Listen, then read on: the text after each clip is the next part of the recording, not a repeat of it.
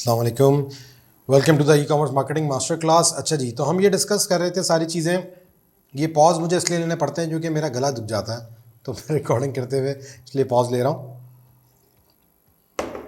बहरहाल, तो ये हमने बात किया जी टारगेटिंग का। तो ये टारगेटिंग आप सारी की सारी यहाँ से ब्राउज करके आपको तीनों लेवल की टारगेटिंग समझ में आ जाएगी। तो आपने अपने जहन को ये लेकर जाना है कि आप अपनी जो प्रोडक्ट है उसके डेमोग्राफिक्स, इंटरेस्ट और बिहेवियर्स को कैसे यूटिलाइज कर सकते हैं। तो you can get creative as much as you want. बड़े मैंने एड्स देखे हैं, कुछ लोग अपने, मैंने अभी एग्जांपल में दे रहा था एक साहब को कि जी वो मोबाइल के कवर सेल कर रहे थे तो मोबाइल डिवाइसेस को टारगेट कर रहे थे। इसी तरीके से आप बड़ी प्रिसाइज टारगेटिंग कर सकते हैं अपनी प्रोडक्ट्स की अगर आप इन ऑप्शंस को यूज़ करेंगे। और रिमेंबर दैट कि इससे आपका ऑडियंस साइज़ छोटा नहीं होगा, इससे आपका ऑडियंस साइज़ बड़ा ही रहेगा। एक्सेप्ट द फैक्ट कि आप इसको जो है वो, जैसे कि उन्होंने बताया हुआ था जी शुरू में, कि आप उसको क्या कर लें, नैरो डाउन कर लें। ठीक है, नैरो डाउन कर लें। तो वो अगर आप उसको एक्सक्लूड करेंगे तो मामला मुख्तलिफ होगा, लेकिन आप एक्सक्लूड करके अपने सैंपल साइज़ को ऑप्टिमाइज़ कर सकते हैं और इंक्लूड करके आप अपने सैंपल साइज़ को जो है वो बड़ा ही रख सकते हैं, आपका वो छोटा नहीं होगा। अच्छा जी, अब आ जाएं इसका क्या पैरामीटर है, किस तरह से ये ऑप्शन सिलेक्ट होंगे, क्या क्राइटेरिया है इनका। जब हम कैंपेन बनाएंगे तो हम आपको बताएंगे। अभी हम इस पे नहीं आ रहे कि जी हमने जहां आएगा ज़रूरत पड़ेगी बता भी देंगे, लेकिन ये कि अभी हम इस पे नहीं आते कि डिटेल में जब हम कैंपेन बना रहे होंगे अपनी एग्जैक्टली तो आपको बताएंगे कि आपने क्यों सिलेक्ट करना है। जो उसका रूल ऑफ थंब है वो बहरहाल वो सिर्फ इतना सही है कि आप जो भी कुछ यहाँ से सिलेक्ट कर रहे हैं आपने पोटेंशियल रीच पे अपनी नज़र रखनी है। अगर इसका सैंपल साइज 5 लाख 10 लाख से कम हो जाता है तो फिर आप रिमेंबर दैट कि आपकी कैंपेन वो रिजल्ट लाके नहीं देगी जो आप उससे एक्सपेक्ट कर रहे हैं। तो आपने कोशिश करनी है कि आप जो भी ऑप्शन यहाँ से सिलेक्ट करें, आपका टोटल पोटेंशियल रीच, आपका यहाँ से जो आपका रीच है वो, और आपकी टोटल पोटेंशियल रीच वो कम ना हो, इतनी कम ना हो कि आपका ऐड चल ही ना पाए। आपका ऐड नहीं चलेगा, फेसबुक आपकी ऑडियंस के बारे में लर्न नहीं करेगा। जब दिखेगा ही नहीं तो बिकेगा भी नहीं। तो बेचने के लिए दिखाना पड़ेगा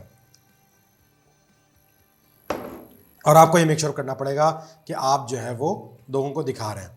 लैंग्वेजेस के ऑप्शन यहाँ से सिलेक्ट हो जाएंगे। लैंग्वेज आप चाहें डिफ़ॉल्ट रखना चाहें तो डिफ़ॉल्ट रखें, इंग्लिश है अवेलेबल, उर्दू मेरे ख़्याल से उर्दू भी है जी। इसी तरह से आपके पास लोकल लैंग्वेजेस के अंदर Punjabi I don't think so कि होगी, है पंजाबी बेहतरीन है, सिंधी नहीं है, सही है। आपके पास और कौन कौन सी लैंग्वेजेस बोली जाती हैं, पश्तो भी अवेलेबल है। तो इस तरह आप लैंग्वेज बेस पे भी टारगेटिंग कर सकते हैं, ये भी बड़ी मज़े की चीज़ है। अच्छा जी, ये जो ऑप्शन है आपके पास नीचे वाला ऑल पीपल वाला, अमूमी तौर पे हम लैंग्वेजेस पे नहीं खेलते, लेकिन अगर आप कोई किताब है, कोई बुक है या कोई ऐसा मटेरियल है जो आप लैंग्वेज बेस्ड टारगेट करना चाह रहे हैं तो अब you should go for the language option as well. नीचे आ जाएं जी, कनेक्शंस, ऑल पीपल के अंदर आपके पास जी कनेक्शंस के अंदर किस तरह का कनेक्शन टाइप को आप टारगेट करना चाह रहे हैं। जिन लोगों ने आपका पेज लाइक किया, people similar to those who currently like और फॉलो योर पेज, जिन लोगों ने आपका पेज लाइक किया उनसे मिलते जुलते लोग, या फिर ऐसे लोगों को निकाल दें जिन्होंने आपका पेज लाइक किया। अगर आप नहीं उन पर अपनी इन्वेस्टमेंट करना चाह रहे हैं जिन्होंने आपका पेज लाइक किया और आप चाह रहे हैं कि बिल्कुल आपकी नई ऑडियंस हो तो आप यहाँ से एक्सक्लूड भी कर सकते हैं। अमूमी तौर पे हम लोग डिफ़ॉल्ट पे ही चलाते हैं इन चीज़ों को, लेकिन बेस्ड ऑन योर निच आप इसको देख सकते हैं। ठीक है, ऐप्स, जिसने कोई ऐप यूज़ की है, आपकी कोई ऐप है वो यूज़ की है, आपसे सिमिलर कोई ऐप है वो यूज़ की है, इवेंट्स हैं जिन्होंने आपके इवेंट पे रिस्पॉन्ड किया है, या आप चाह रहे हैं कि उन इवेंट्स पे जिन्होंने रिस्पॉन्ड नहीं किया उनको हटा के आप ऐड दिखाएं तो उन पे भी दिखे, और एडवांस कॉम्बिनेशन में मिक्स एंड मैच करके भी आप चला सकते हैं। ठीक है जी, तो ये आप करके आप देखें नीचे इन्होंने दिया हुआ सेव दिस ऑडियंस। जब आप इस ऑडियंस को सेव करेंगे तो वो ऑडियंस अपने नाम के साथ आपके पास आ जाएगी और फिर आप उस ऑडियंस को, ये जो आपके पास ऑप्शन है ना ऊपर यूज सेव ऑडियंस, यहाँ पर वो नाम सेव हुए हैं। आप देख सकते हैं यहाँ पर मुख्तलिफ किस्म के मेरे पास नाम सेव हुए हैं इस एड मैनेजर के अंदर। इसी तरीके से आप अपनी ऑडियंस क्रिएट करेंगे तो उसके नाम आ जाएंगे। नतीजा ये निकलेगा जब आप कोई भी कैंपेन चला रहे होंगे तो आप उस ऑडियंस को रीयूज़ कर सकते हैं। आपको बार बार एड सेट क्रिएट करने की ज़रूरत नहीं है, या उस एड सेट को लेके मॉडिफाई करके एक और ऑडियंस भी क्रिएट कर सकते हैं और फिर उसको आप सेव कर लें। तो हाईली रिकमेंडेड कि जब आप ये सारे ऑप्शन सेलेक्ट कर लें, चूज़ कर लें, आइडेंटिफाई कर लें, तो आप फिर उस ऑडियंस को क्या कर लें, सेव कर लें। दूसरा, आपको एडवांटेज ये है कि मैंने आपको बताया था कि ऑडियंस का एक पूरा टूल है, वहाँ पर जाके आप देख सकते हैं कि अगर आपने एक ऑडियंस क्रिएट की है तो दूसरी ऑडियंस और इस ऑडियंस के अंदर सिमिलैरिटी क्या है वो आपके ऑडियंस टूल से पता लग जाती है। तो ये भी इसका फ़ायदा है। लेकिन बहरहाल द पॉइंट इज़ दैट कि you should save this audience. अच्छा जी, ये मुझे एक रॉन्ग मैसेज दिखा रहा है। जब हम ऑप्शन से क्लिक कर रहे थे तो बता दीजिए आपकी एड बजट जो है वो स्पेंड नहीं होगा और ये वो, तो बहरहाल इसको इग्नोर कर दें। ये एक ऐसे एरर है जो आपके पास नहीं आएगा होपफुली। अच्छा जी, ऑटोमेटिक प्लेसमेंट्स। अब हमने बात की थी प्लेसमेंट्स बड़ी भाई इंपॉर्टेंट चीज़ है। प्लेसमेंट्स को समझना बड़ा ज़रूरी है आपके लिए। और प्लेसमेंट्स वो जगहें हैं जहाँ पर आपका ऐड नज़र आएगा। प्लेसमेंट के साथ सबसे बड़ा मसला ये है कि एक तो ऑटोमेटिक प्लेसमेंट आप बहरहाल यूज़ कर सकते हैं, हाईली रिकमेंडेड है।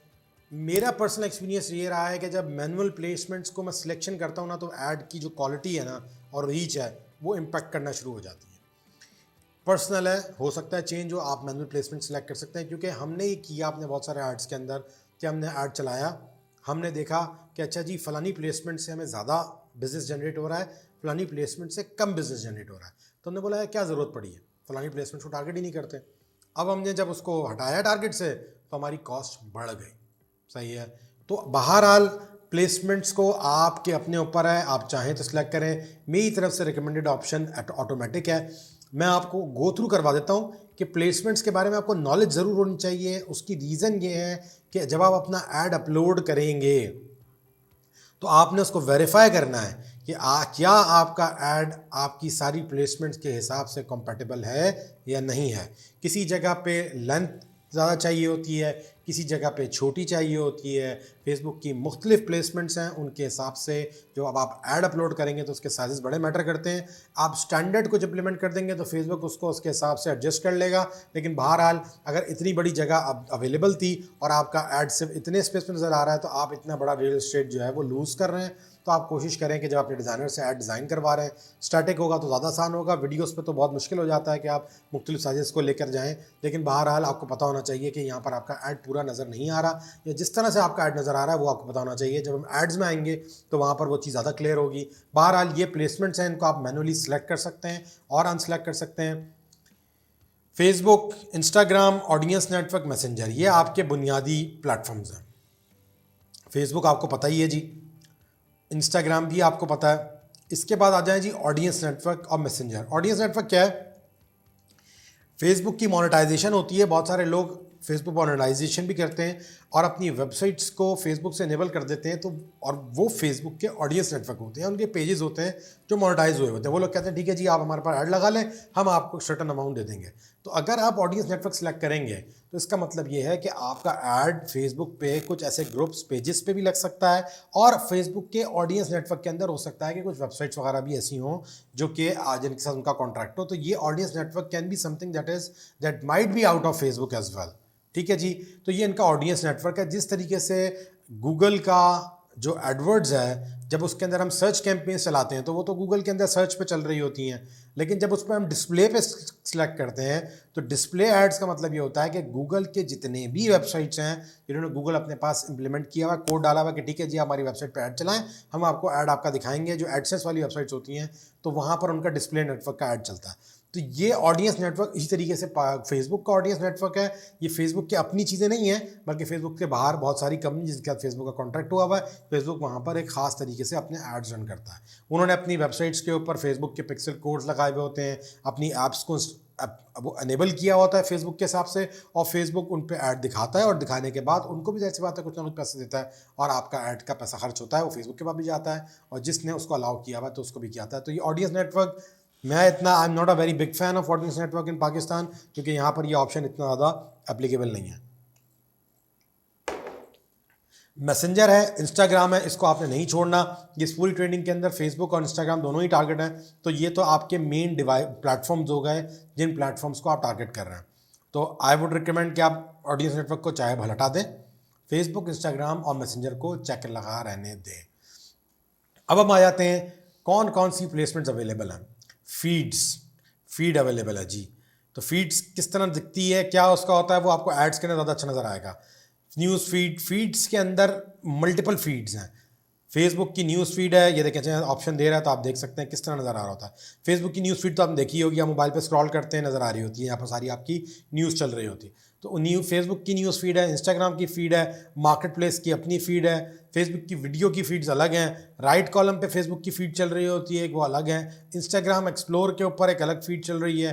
तो ये सारी की सारी फीड्स के अंदर ऑप्शन है, देखा जाए तो 1 2 3 ये आपके फीड्स के अंदर तकरीबन 3 5 5 ऑप्शन फीड्स के हैं। ठीक है जी, ये अनसेलेक्ट हुए हैं, सही है। इसका रीज़न कुछ भी हो सकता है, कभी कभार मुख्तलिफ फेसबुक की जो प्लेसमेंट्स होती हैं उनकी ऐड की कुछ रिक्वायरमेंट होती है स्पेसिफिक, तो अगर वो रिक्वायरमेंट मीट नहीं हो रही होती है और आप एग्जिस्टिंग ऐड को डिफ़ॉल्ट में उस प्लेसमेंट पे नहीं चला सकते तो फेसबुक उसको इनेबल ही नहीं करेगा। लेकिन जहाँ जहाँ फेसबुक इनेबल कर सकता है वहाँ वहाँ वो कर देता है, ताकि ज़्यादा से ज़्यादा आपका ऐड नज़र आए और फेसबुक भी ज़्यादा से ज़्यादा कमा सके और आपकी भी ऑडियंस रीच हो सके।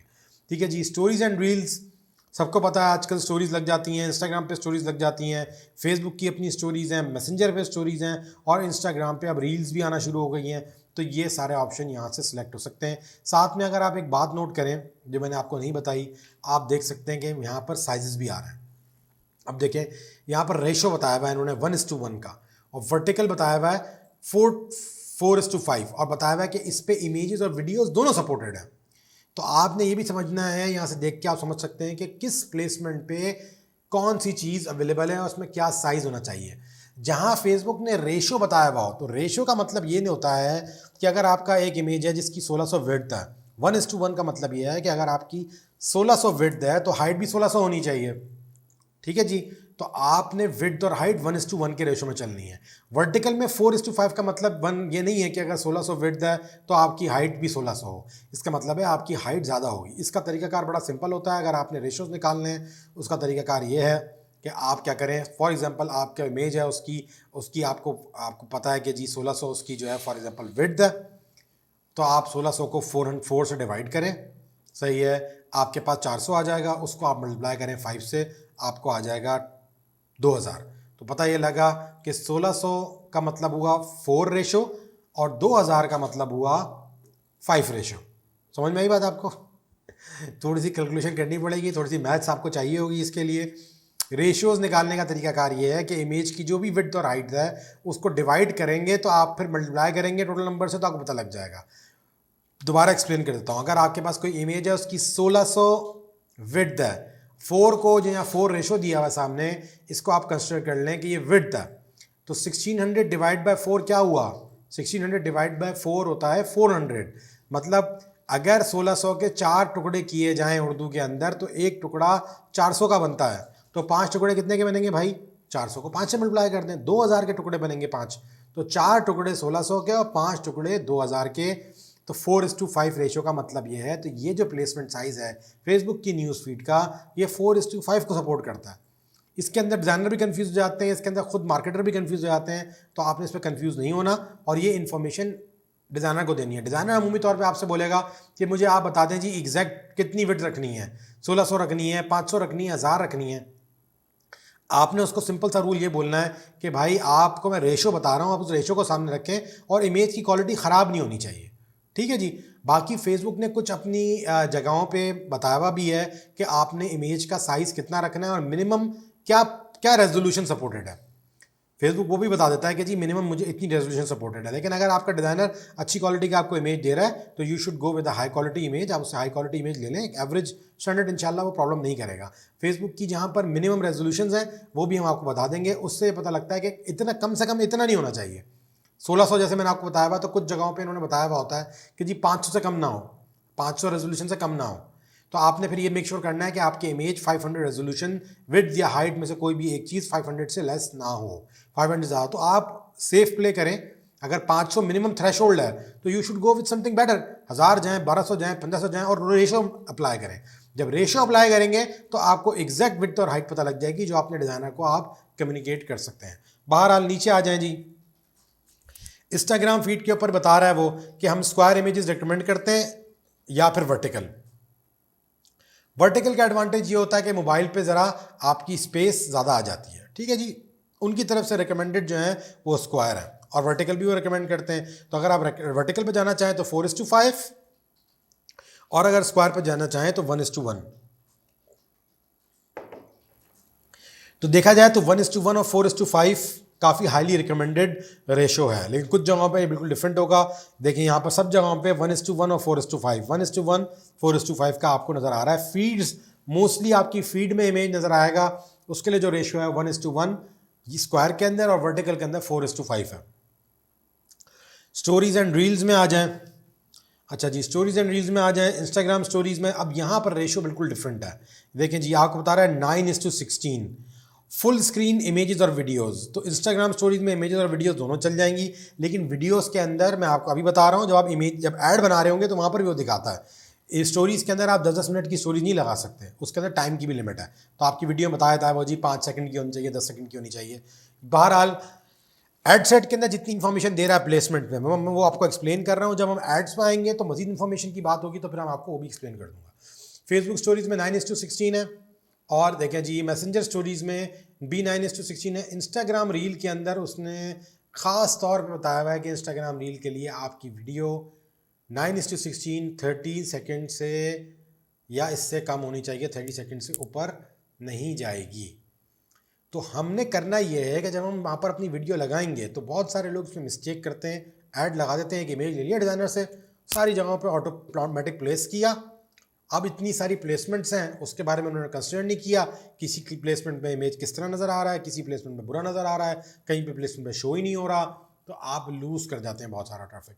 चाहें तो आप डिफ़ॉल्ट पे चला सकते हैं, कोई मना नहीं है, लेकिन बहरहाल if you want to be more savvy और आपके पास डिज़ाइनर डिस्क्रिप्शन के अंदर मौजूद है, तो आप हर एक प्लेसमेंट के लिए मेक श्योर करें कि उसके ऊपर आपका ऐड उसी प्लेसमेंट के मुताबिक हो और उसकी जो रिक्वायरमेंट हो उसको पूरा कर रहा हो। स्टोरीज एंड रील्स की बात हो गई। इन स्ट्रीम पे चले जाएं, इन स्ट्रीम के ऊपर भी वो रिकमेंडेशन दे रहा है। 16:9 का यहाँ रिकमेंडेशन है या 1:1 का है।